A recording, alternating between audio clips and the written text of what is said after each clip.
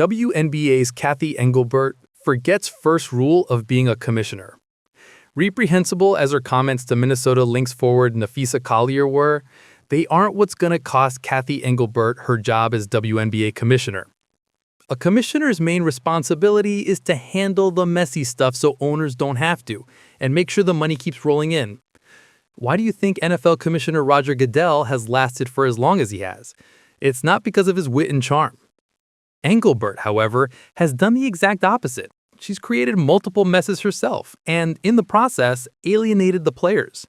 That ineptitude is likely going to cause a labor stoppage right as the WNBA is taking off, putting a clamp on the profit spigot.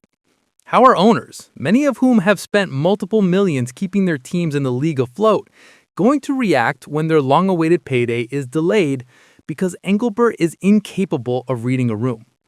How are the folks who just spent $250 million each for expansion franchises going to feel when the league's growth stagnates because Engelbert underestimated the savvy and resolve of the players?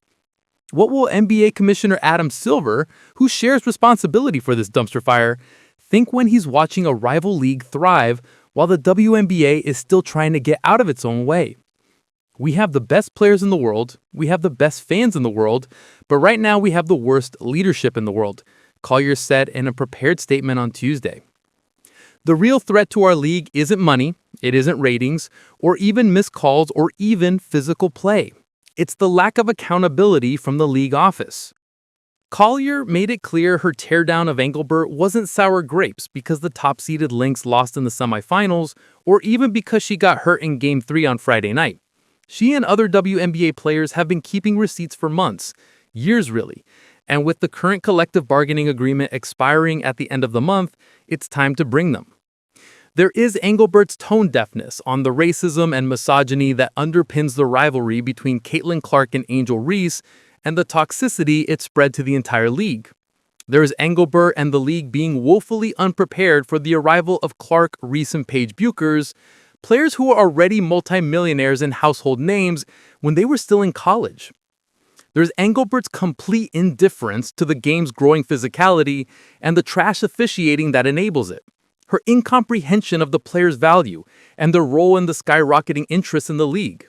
Her ham-handed handling of the sale of the Connecticut Sun.